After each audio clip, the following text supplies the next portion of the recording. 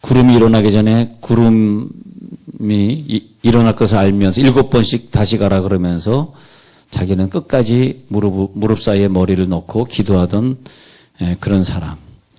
그런데 그런 사람들의 특징은 다 뭐냐 하니까 그 시대의 사람들, 다니엘이든 느헤미야든 모세든 다윗이든 이런 엘리야든 기도 제목이 비슷했으니 자기의 죄가 아니라 조상의 죄와 그리고 자기의 식구들의 죄와 나라의 죄를 놓고 기도하던 사람들이더라. 그러니까 그 사람들에게만 미래에 일어날 일을 보여줄 수밖에 없었더라. 그렇게 연결이 되겠습니다. 예, 그렇게 연결이 되겠어요. 자, 우리가 은혜를 받고 이 세상을 누리고 사역에 성공을 하고 사업이 잘 되고 자녀 교육을 잘 시키고 하는 것은 참 어렵게 생각하시는 분들에게 좀 안타까워. 참 쉬운 거예요. 그 쉬운 건데 내가 볼 때는 너무 상처가 많으셔. 그게 안 되는 거야. 너무 어릴 때 상처가 많아가지고 자기의 그 나뭇가지가 요셉의 담장을 넘어가지를 못해요. 요셉의 담장을. 사랑을 해도 그 한계 이상 못하고, 기도를 해도 엉덩이 가죽이, 꼭 그렇게까지 얘기 안 하지만 하여튼 가죽이 얇아가지고 오래 하지 못하고, 또 공부도 많이 해야 성공하는데, 공부하자 그러면 그래도 인내도 없고, 모든 것이 좀 약해, 다른 사람에 비해서. 엉덩이도 약하고, 또 성령의 불도 약하고, 또 사랑도 약하고, 근데 이제 자기가 너무 어렸을 때 받았던 어떤 또 영향이 아니겠는가. 좀 그렇게밖에 생각할 수 없어요. 그런데 그것을 이제 우리는 오늘 이제 극복을 해야 되는데, 그래서 하나님이 쓰시던 사람, 기도응답의 사람들은 어떤 사건을 미리 예측할 수 있었던 사람들이었는데, 그 사람들은 다 중보자였다는 거죠. 중보자에게 예측할 수 있는 능력을 주신 거죠. 그래서 모세 같은 경우도 자기의 민족이 구원받지 못하면 어떻게 합니까? 멸망치 마옵소서. 내 이름을 생명책에 지워주시더라고요. 그러니까 구약에서 중보자 중에서도 또 제일 유명한 중보자의 기도는 모세의 기도예요. 왜냐하면 가장 셌어. 나 지옥 갈 테니까 쟤네들 구원해 주세요. 그러니까 그것보다 더 큰 중보는 없어요. 자기의 천국을 담보로 내 백성들을 구원해 주세요. 멸망치 말아 주세요. 멸망하면 하나님 이름이 어떻게 됩니까? 그러면서 내 이름을 생명책에 지워주시더라도 그렇게 기도한 출애굽기 33장의 모세의 기도는 정말 유명한 기도입니다. 또 신약에서는 내가 예수님에게서 끊쳐질지라도 내 백성들이 구원받는 것, 유대인들의 구원을 진심으로 원한다 그러던 바울의 기도. 신약에서 그렇게 센 중보기도는 또 없어요. 그래서 중보기도자는 구약에서는 모세, 신약에서는 바울. 난 그런 분들이 부러운 거 있죠. 나는 천국을 담보로는 못하겠더라. 하여튼 천국을 담보로 해가지고 나 천국 안 가도 좋으니라고 말했던 모세와 바울. 와, 멋있어. 그러니까 그 영혼을 향한 열정이 그 정도는 돼야 된다는 거죠. 영혼을 향한 열정이 천국을 담보로 할 정도는 돼야 된다는 거죠. 그러니 모세나 바울이 한 시대에 얼마나 전도의 목숨을 걸었겠어요. 얼마나 내 백성을 위해서 살았겠어요. 우리가 사실 나라와 민족을 위해 기도합시다 그러지만 정말 우리가 얼마나 간절한 마음으로 나라와 민족을 위해 기도하는지 모르겠나. 아마 여기에 모세가 써 있었을 때면 진짜 참 우리나라가 실수하고 잘못하고 뭐 이러는 사건을 놓고 막 그냥 울면서 기도할 거예요. 울면서. 우리가 선교지에 만약에 인도네시아에 선교가 갔다 그러면 인도네시아의 땅에 가지고 그 백성들 가난하게 사는 민족들을 보면서 얼마나 간절히, 정말 그 간절히 기도한다는 그런 마음은 테레사 수녀처럼 말이에요. 자기의 모든 부귀영화 다 버리고 인도의 무슨 섬이죠? 테레사 수녀 이랬던 섬이? 큰 섬 있잖아요. 안 물어보겠습니다. 갑자기 생각이 안 나네. 그 섬에 가가지고 자기의 인생을 다 바치지 않습니다. 그것이 뭐냐면 진짜 인도 사람을 사랑한 거지. 우리가 뭐 인도 사람 구원해 주세요. 근데 뭐 우리 목숨을 담보로 안 하잖아요. 근데 이 모세와 바울은 보면은 정말 그런 부분들이 같은 인간으로 태어나서 어떻게 이렇게 내 이름을 생명책에 흐려질지라도 나는 내 백성들이 구원받는 바라도 하니까 하나님이 즉시로 응답해 버립니다. 아마 우리가 오늘 그렇게 기도하면 여러분 다 응답받을 것 같아요. 할렐루야. 또 바울도 내가 하나님에게서 끊쳐질지라도 유대인들이 구원받는 것을 원하는 바입니다. 그 두 가지의 기도. 그래서 이런 그 중보자들이 은혜를 받았는데 느헤미야도 내 집이 범죄하여 그리고 조상의 죄를 용서하소서 그렇게 기도했단 말이에요. 그랬더니 하나님이 느헤미야에게 술 맡은 관원장의 자리를 주셔가지고 그래서 느헤미야가 성벽을 재건하게 하는 은혜를 입었단 말이죠. 근데 우리들이 왜 음성을 못 듣는가 해서 지난주에 정리한 것은 히브리서 12장 11절에서 하나님 앞에 친밀하게 살아야 되는데 친밀하게 살지 못하기 때문에 내 귀에 그 음성이 안 들려요. 근데 그 음성이 안 들리는 친밀하지 못한 죄가 뭐냐 하니까 얼매이기 쉬운 죄라고 표현해서 얼매기 쉬운 죄. 그 얼매기 쉬운 죄를 벗어버리고 이제는 우리들이 다시 부흥의 영을 부으소서. 저는 여러분들을 기대할 거예요. 왜냐하면 여러분들을 통해서 여기에서 부흥의 불이 진짜 떨어진다면 물론 계속 떨어지고 있지만 지금 작은 불씨들은 일어나고 있지만 어느 순간에 그 지금 모아가지고 한번 큰 불씨가 떨어졌을 때 이 불을 보고 저 공주에서 조치원에서 대전에서 청주에서 천안에서 연기군 장군면 무슨 리에서 불 나는 그 불덩어리를 보고 이 장소에 웬 불이 하고 올 줄로 믿습니다. 왜냐? 과거에 불이 맺던 장소의 특징은 다 똑같았어요. 다 그랬어요. 우리는 불 났는데 옆에서 몰랐다. 그건 불이라고 인정할 수 없어요. 진짜 불 떨어진 곳은 소문이 확 나가지고 와 거기 불 떨어졌대 한번 가서 보니까 실제적으로 가서 보니까 진짜 폭탄 맞은 것처럼 불이 떨어져 그을려 있었습니다. 진짜입니다. 네.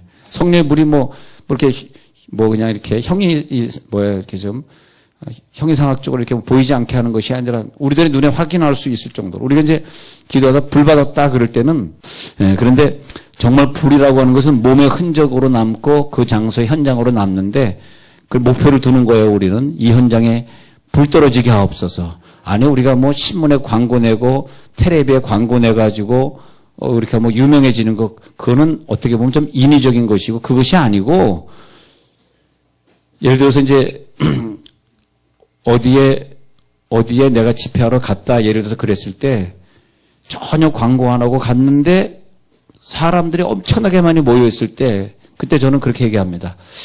저는 광고를 잘 안 내는데 제가 오는 걸 어떻게 알고 이렇게 사람들이 모이게 했네 해가지고 어디서 오셨습니까? 이렇게 물어보면 뭐 어떻게 희한하게 왔다는데 어떤 사람은 뭐 이상하게 지나가다가 삼촌 집에 들렸다가 그냥 왔다 이래가지고 전혀 아무도 홍보 안 하고 아무도 알린 사람도 없고 신문에도 아무데도 내지도 않았는데 거기 그냥 굉장히 많은 사람들 이게 교인이 아닌데 막 모여있는 그런 경우를 가끔 봐요. 자주 그런 건 아닌데 그런 걸 볼 때 우리가 인위적으로 해서 광고를 내서 그런 것이 아니라 전혀 가만히 있었는데 하나님이 역사하신 사건들.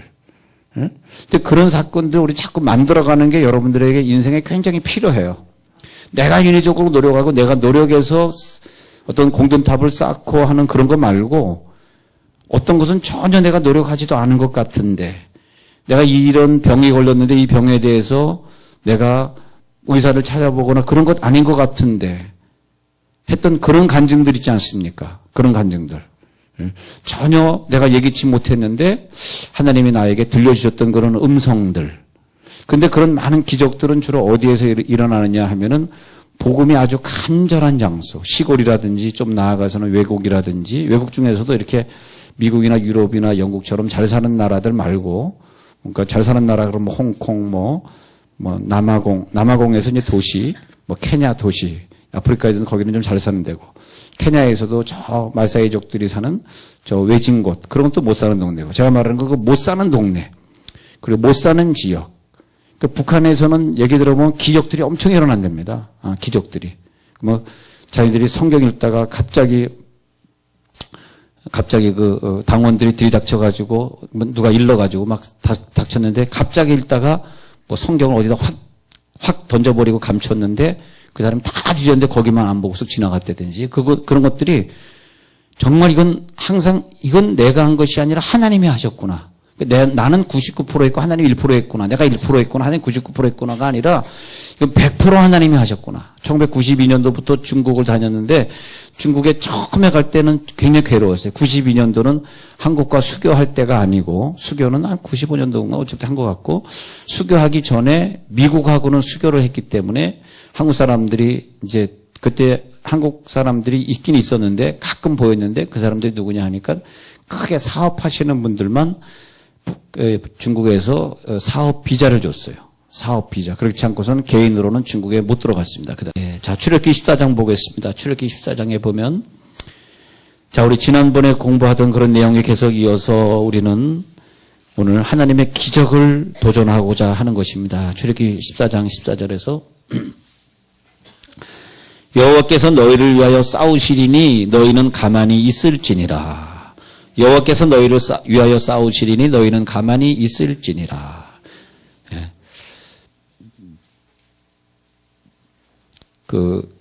좋은 성공으로 나아가라. 또 부제로 우리의 때를 따라 도움이라고 하는 책을 진 조세프 프린스라고 하는 사람이 있는데, 예.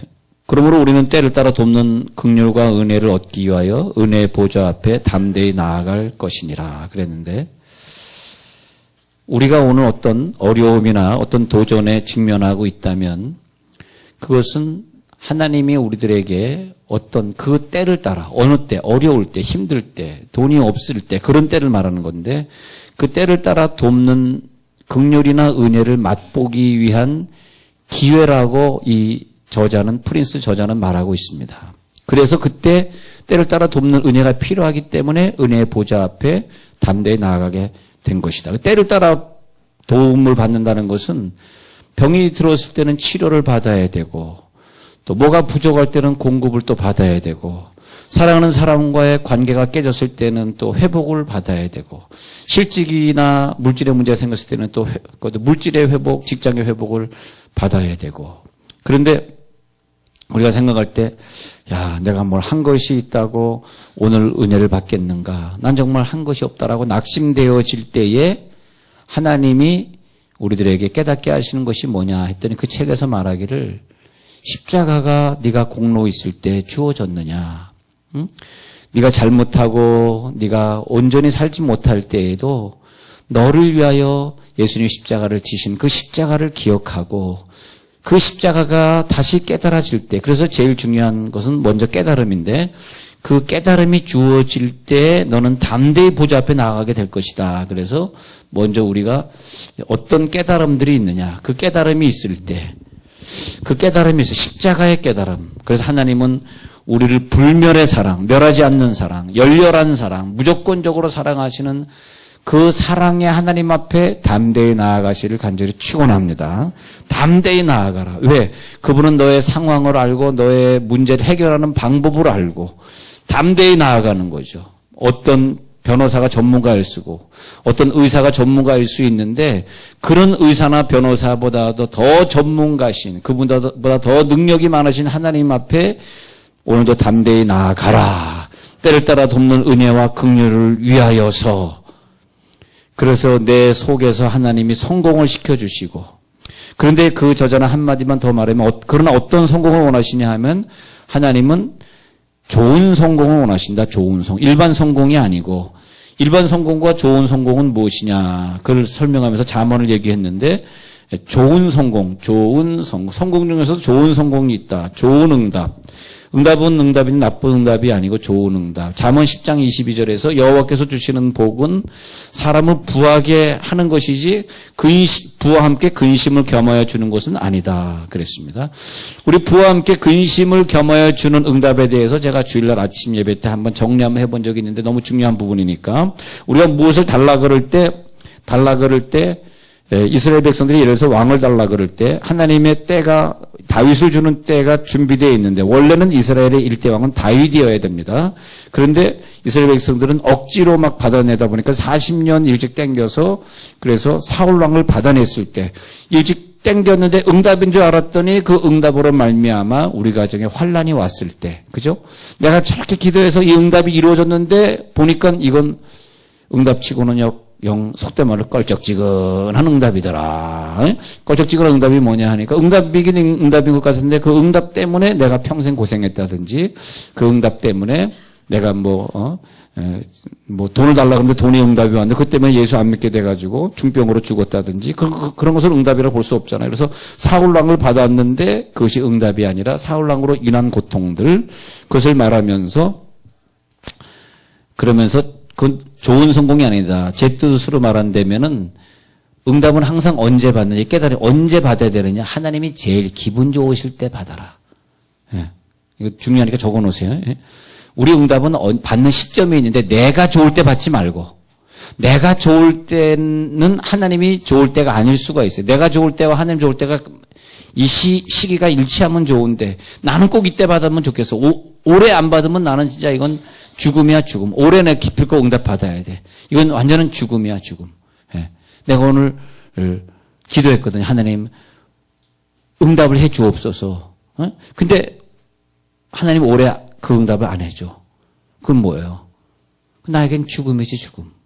힘들지. 근데 하나님이 원하시는 때가 있고 내가 원하는 때가 있는데 보통 사람들이 그 응답을 받아들고 힘들었던 사람들의 종류가 뭐냐면 내가 원하는데 하나님은 조금 껄쩍지근할 때 예를 들어서 만나로 만족해라 하고 만나를 줬는데 그걸로 만족하지 않고 만나를 뭐 이것 주니까 또 저것도 달라고 또 저것 달라고 계속 그러다가 만나 주니까 기왕 만나 줄 바야 뭐 고기도 좀 주세요. 그래가지고 메추라기 달라고 그랬다가 하나님이 주긴 줬는데 그 메추라기로 말미암아 먹다가 이 사이에 씹히기도 전에 수만 명이 죽어나갔더라. 응답 받았는데 그 응답으로 죽어나갔더라. 이렇게 되는 거거든요. 예. 자, 그런 부분을 좀 설명을 드린 적이 있었는데, 그것을 보면서 이 저자는 뭐냐면, 그걸 갖다 이제 좋은 성공, 나쁜 성공과 좋은 성공. 그러면 좋은 성공은 온전히 주께로부터 말미암는다. 그 저자는 그렇게 얘기합니다. 온전한 성공, 좋은 성공은 100% 주님께로 말미암는다. 그리고 그것은 잠언 10장 22절이 좋은 구절이에요. 잠언 10장 22절. 안 외워지면 장땡과 이땡 그렇게 외우면 돼요. 장땡과 이땡. 잠자다가 장땡하고 이땡 잡은 거예요. 안 웃겼죠? 도리지크땡 뭔지 모르니까 안 웃겨요. 예, 그래서 잠언 10장 22절에 보면은 여호와께서 주시는 복은 사람을 부하게 하고 하는 것이지 근심을 겸하여 주는 것은 아니다. 그러면 우리가 생각할 때 하나님 근데 왜 내가 응답받은 건데 왜 이렇게 근심거리가 많습니까? 내가 분명히 그러면 오늘 그런 부분을 생각해 보자는 거죠. 예, 그런 부분이 왜 그렇게 되었느냐 하면은 중요한 거니까. 자, 우리가 그 응답의 분야에 있어서 제가 좀 정리를 해드릴게요. 제가 메추라기 응답이 그렇고요. 메추라기 이거 좀 정리하고 넘어갈게요. 메추라기 응답이 하나님 만나로 만족해라 그랬는데 우리가 사이드로 막 더 달라 그럴 때 메추라기로 말미암아 이사야에 씹히기도 전에 죽어서 기브를 핫다와라고 하는 탐욕의 무덤이라는 이름을 남기고 그 장소를 움직이죠. 메추락이라든지 그다음에 이스마엘을 갖다가 얻은 거. 이삭을 통해서 분명히 언약의 자손이 있다고 예언이 나왔는데 그 다음에 이스마엘을 낳습니다. 그러니까 편법을 쓴 거죠. 이것이 바로 지금의 이슬람 사람들이 우리에게 계속 고통을. 여러분 우리나라에 지금 이슬람 포교 활동을 얼마나 돈을 주고 하는지 막 공짜로 이슬람 대학 보내주고 이래가지고 지금 깜짝 놀라죠. 50만 명이 됐어요. 우리나라 통계 인구. 물론 이제 다음 달에 정식 통계가 나오면 알겠습니다만 지금 비공식적으로 이슬람 인구 통계를 보니까 우리나라에 50만 명이에요. 그러니까 지금 영국이나 유럽은 이슬람이 다 덮었습니다. 예, 그래가지고 여러분 아프리카 무슨 뭐 이런 동남아시아에서 막 테러 일으키는 거 있죠. 다 이슬람 사람들이 하는 거예요. 테러 일으키는 거. 우리나라도 지금 50만 인구라니까 지금 그래서 지금 막 무기들 막 언제 뭐 들여오고 언제 여기서 무기 제조하는지 여러분 이거 조심하셔야 돼요. 이것이 뭐냐면 아브라함이 편법을 쓴 거예요. 하나님이 분명 응답 주신다 그러고 하나님 응답 주신대 그러면서 하나님의 때가 아니라 자기 때, 하나님이 기분 좋은 때가 중요한 건데 자기 기분 좋은 때 하가를 통해서 이스마엘을 낳죠. 자, 그런 경우들이 성경에 많이 나오는데 그중에 중요한 것만 정리해 보면은 사울 왕이죠. 사울 왕. 하나님 다윗 왕을 이미 다 계획하고 있는데 자꾸 때를 쓰는 거예요. 그러니까 하나님이 너희들 떼 써가지고 안 되겠다, 주겠다 그래가지고 준 것이 사울 왕이죠. 사울 왕으로 이스라엘은 아주 그냥 굉장히 어려움을 많이 당하게 되어 있는 거죠. 그러니까 우리가 모든 기도응답이 중요한 건 아니고 하나님이 원하는 기도응답 찾는 거. 그것이 뭐냐? 하나님의 마음을 아는 자, 다윗처럼 하나님의 마음에 합한 자. 그런데 그것 때문에 오늘 출애굽기 14장 14절이 이제 풀어지게 되는 거죠. 뭐냐 하면 너희는 가만히 있어. 하나님께서 너희를 위해 하는 것을 봐라. 너희를 위해 싸우실 것이다. 너희는 가만히 있고 하나님이 싸운다. 그럴 때 성경은 그런 것 같아요. 자기 믿음만큼 이상을 못 봐. 참 재미있어. 그러니까 성경을 자꾸 읽어야 돼. 우리가 이제 1,000번째 들어가면서 성경을 일독을 하려고 그러는데 자꾸 성경 읽어야 돼. 왜냐하면 3년 전에 일독하고 나서 지금까지 못하신 분은 다시 읽어야 돼요. 3년 전에 내 영의 수준하고 지금 영의 수준이 다르거든요. 전혀 새로운 성경 보는 것 같아요. 아무리 성경을 한 50번까지는 없으시겠지만 내가 한 서너 번 평생 읽었다 하시는 분들도 이번에 다시 1,000번에 나와서 읽으시면은 정말 이런 구절이 있어요. 왜냐하면 깜짝깜짝 놀라는 게 왜냐하면 내가 그만큼 컸다는 거죠, 이제는. 왜냐하면요, 너희는 가만히 있어 이거 가지고 물어보면 100이면 100사람 다 자기의 신앙만큼 얘기합니다. 가만히 있어의 수준이 무엇인가 했더니, 제가 어느 날 설교하다가 술 먹는 사람들이 참 직장에서 얼마나 힘드십니까 하면서 술 얘기를 했더니 예배 끝난 다음에 여러 가지 반응으로 나타나더라고요. 그런데 와이프가 당신 다시는 술 얘기하지 말라 그러더라. 남자 교인들이 술 먹으라고 받아들였다는 거야. 네. 얼마나 야단 맞았는지 몰라. 괜히 술 얘기했다가 그냥. 네. 근데 답은 설교는 자기 수준에서 받아들이는 건데 저는 제 수준에서 가만히 있어가 잘 안 풀려지더라고요. 여러분 풀려졌어요? 어느 정도까지 가만히 있으라는 거냐 이게. 너희는 가만히 있어? 가만히 있어. 그럼 뭘 하고 뭘 하지 말래요? 밥도 먹지 말라는 거야? 밥은 먹으라는 거야? 가만히 있어가 어디까지 하라는 거야? 어떻게 생각해요 여러분? 가만히 있어가 어디까지 하고 어디까지 안 하려는 거야? 아무것도 안 해야 되겠죠? 아무것도. 대답 안 할 줄 알고 그냥 물어봤는데 하여튼 너희는 가만히 있어. 하나님 하시는 것만 두고 봐라. 그 여리고성 돌 때 하루에 한 바퀴 돌고 마지막 7바퀴 돌고 양강나팔 불면서 돌고 소리 외쳐서 돌고 그 정도는 가만히 있는 것 같아요. 왜냐면 무기 가지고 싸운 거 아니니까. 그걸 말하시는 건가. 가만히 있어. 기도원이 횃불을 항아리 속에 감추고 가지고 항아리를 두드렸더니 그냥 무슨 적군이 오는 소리라고 다 패배해버렸다. 미디안 군대가 다 패배했다. 근데 항아리에 횃불을 넣는 것까지만 그냥 가만히 있으려고 집에 잠자고 있지만 항아리 횃불을 왜 넣고 가서 또 그러고 있어. 참 가만히 있어가. 참 이게 어떤 수준이야 이게. 자, 오늘 우리가 이제 이 가만히 있어의 수준을 보면은 깊은 깨달음이 있어야 되는데 가만히 있어 수준을 한번 설명하고 마칠게요. 가만히 있는 사람들이 응답을 받습니다. 가만히 계시기 바랍니다. 혹시 화장실 가면 안 돼요. 가만히 있어요. 가만히 있어야지 괜히 움직이고 그러면 골치 아픕니다. 골치 아파. 가만히 있는 깨달음이 있어야 되는데 그 하나님이 하신 기적들을 자세히 연구를 해보면 우리 인간이 다 할 수 없는 것들이에요. 근데 우리가 노력을 하는 것들이 뭐냐 하면 하나님이 우리들에게 기적으로 개입할 분야들은 아니에요. 그것은요.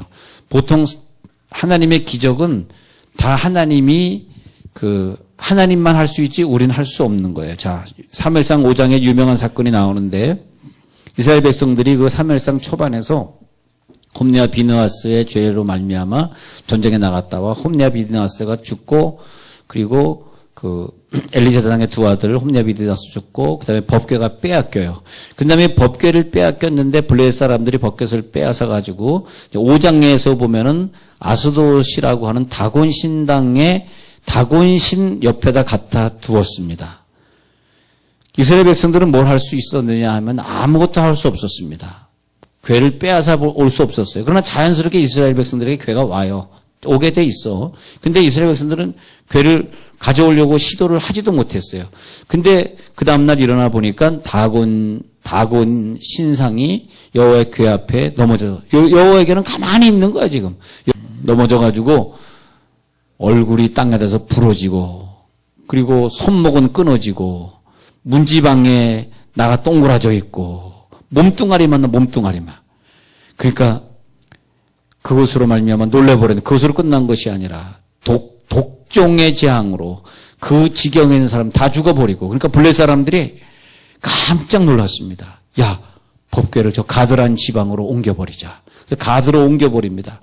그때는 가드에서도 또 여호와의 손이 큰 환난을 그 성에 더하시니까 그 사람들이 또 독종이 나요. 또 에그론 성으로 옮겨라. 또 독종으로 치죠. 결국은 괴가 할 수 없이 이스라엘 진정으로 들어올 수밖에 없게 되었는데, 이스라엘 백성은 가만히 있었는데, 자, 이 독종으로 치고 다곤이 부서지고 하는 그런 성경에 나온 어떤 기적들을 자세히 보면요, 우리 인간이 할 수 없는 것들입니다. 인간이 할 수 없는 것들. 오늘 밤에 인간이 할 수 없는 것을 하실 줄 저는 믿기 때문에 이 말씀을 여러분들에게 드리는 거예요. 여러분, 인간이 할 수 있으면 얼마나 많은 걸 할 수 있겠어요. 아마 인간이 할 수 있으면 평생에 정말 돈 안 쓰고 벌면은 한 1억짜리 아파트 사는 정도 될까? 왜냐면 애들 교육시켜야지 뭐 돈이 남겠어요? 그 다음에 보면, 자, 천지창조가 있네요. 원고에 보니까 천지창조. 그 다음에, 자, 하나님이 역사하신 거 보세요. 우리가 하지 않았는데 하나님이 알아서 하신 거. 천지창조. 노아의 홍수. 바벨탑 무너진 거. 우리가 뭐 했어요? 우리가 뭐 기도했어요? 소돔과 고모라 무너진 거. 하나님이 애굽을 심판해가지고 홍해에다 그냥 진멸시켜버린 거. 수많은 재앙들 보면은 하나님이 하시는, 하나님이. 그런 것 앞에서 우리 인간이 뭘 할 수 있겠는가. 그래서 기적은 뭐냐 하면, 홍해를 건너는 사건에 출애굽기 14장의 사건이 나오는데, 홍해를 건널 때 우리가 뭐 어떻게 하겠어요? 뭐 지금 수영을 좀 배워주세요. 지금 보트를 만들게 해주세요. 뭐 어떻게 하겠어요? 다 보면 하나님은 언제 기적을 일으키냐면, 나는 여기서 아무것도 할 수 없습니다. 할렐루야. 내가 하리라. 우리가 아무것도 할 수 없는 현장에, 앞에는 홍해요, 뒤에는 애굽 사람들의 양쪽에는 절벽으로 갖춰놓고, 그 다음에 전진하라. 아니, 저 바다를 밟으라고요? 전진하라. 그렇게 되는 거죠. 또 사무엘이 미스바에서, 사무엘상 7장에서 전쟁에 나가서 싸워야 되는데, 이 사람들과 어떻게 싸워야 되겠습니까? 하나님이 나가서 저 아말렉 군대를 진멸하라. 어떻게 진멸합니까? 우리는 질 것 같은데요. 예, 어떻게 진멸합니까? 블레셋 군대구나. 어떻게 진멸합니까? 그랬을 때 내가 싸워 이기리라. 정말 사무엘은 아무것도 할 수 없었을 때, 여러분 오늘 이 밤에 이 깊은 깨달음이 있어야 되는데, 첫 번째 깨달음은 뭐냐면, 하나님 오늘 기적을 주시는데 어떤 깨달음이냐 하니까 1번은 뭐냐면 가만히의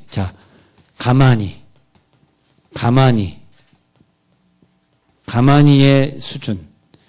왜 가만히냐? 내가 아무것도 할 수 없는 기적만, 내가 할 수 없는 기적만 하나님은 해주신다. 내가 할 수 있는 건 안 해주셔요. 내가 할 수 없는 기적을, 요거 항상 생각하셔야 돼요. 홍해를 건너는 건 우리 할 수 없는 거예요. 홍해를 어떻게 마르게 합니까? 그러니까 너는 가만히 있어라고 말씀하실 때 항상 등장하는 것이, 우리가 할 수 없는 기적에만 그런 말이 등장하는 거예요.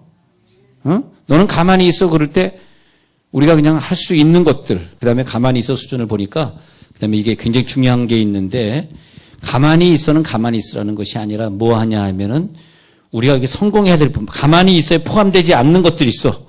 가만히 있어야 포함되지 않는 거. 우리 예배해야 돼, 예배. 이게 가만히 있는 거예요. 에? 여러분, 가만히 있어 그러니까, 그러면 예배도 안 하고, 기도도 안 하고, 가만히 있는 걸 얘기하는, 이렇게 말하는 사람이 진짜 많아서, 저도 사실은 그것 때문에 궁금했는데, 성경에 기적이 일어나는 현장을 보니까 진짜 가만히 있었고, 그리고 가만히 있는 대신에 뭐 했냐면 예배했더라고요. 기도했더라고요. 미스바 성회에서는 번제를 쌓았습니다. 이게 가만히 있는 거예요. 자, 사무엘상 7장의 미스바 성회에서는 도저히 이 전쟁이 질 것 같으니까 사무엘이 하나님 어떻게 할까 해가지고 어린 양을 번제로 드리고, 이게 가만히 있는 거예요. 가만히 있는다는 게, 우리가 뭐 숨도 안 쉬고 가만히 있으면 천국 가죠.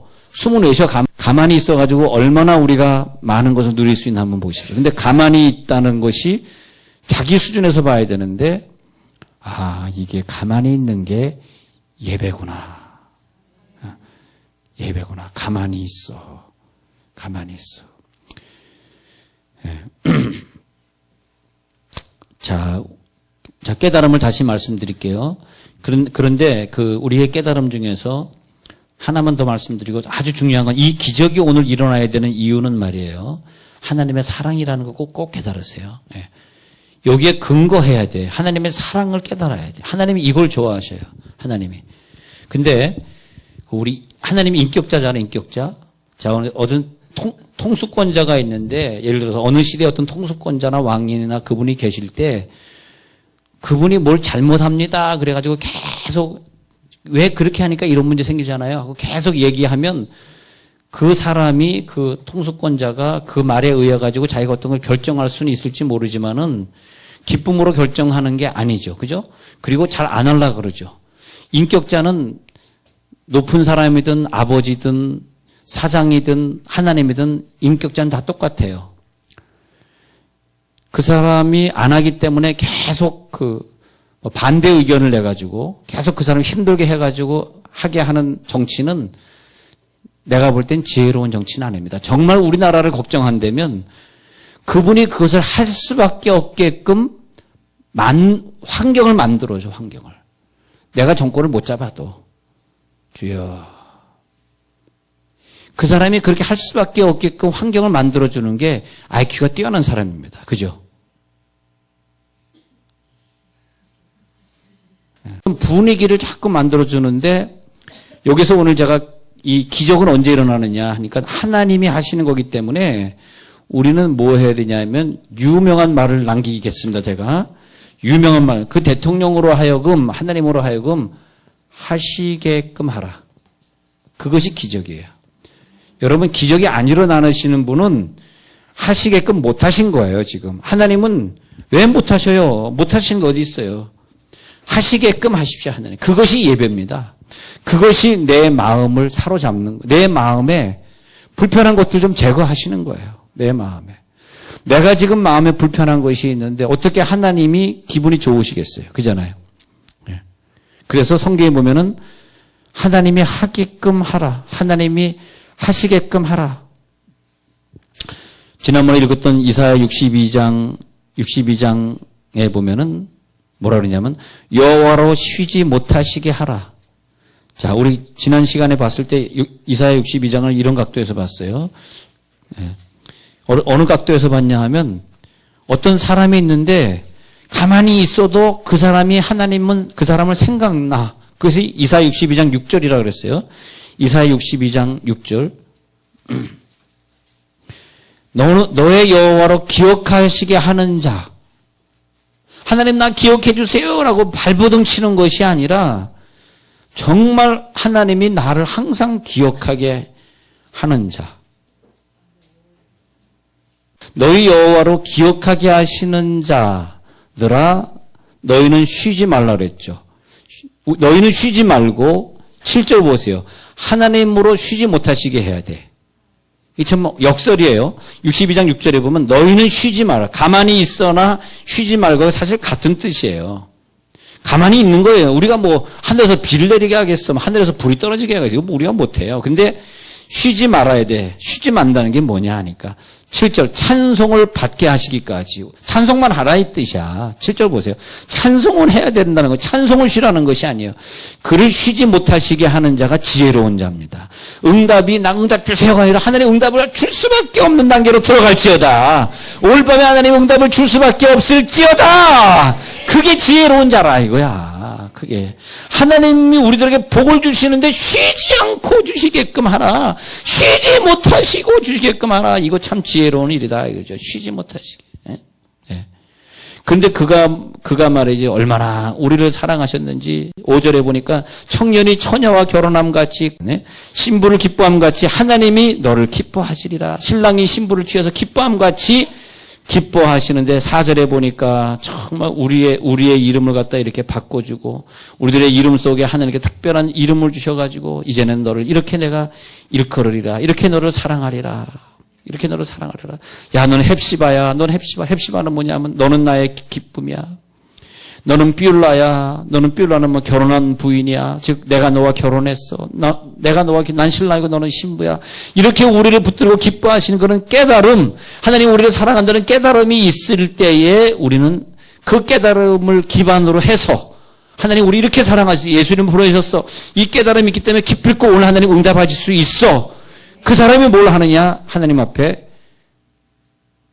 예배 성공, 찬양의 성공을 한다 이거예요. 예배 성공, 찬양의 성공이 뭐냐? 성경에 보니까 너희는 가만히 있어 내가 역사하는 걸 봐라 하시면서 했던 사건들이 뭐냐 하면 아브라함은 가만히 있었던 사건이 이삭을 번제로 드린 사건이었고요. 아까 사무엘 상에서 사무엘은 어린 양을 번제로 드렸던 사건이었고요.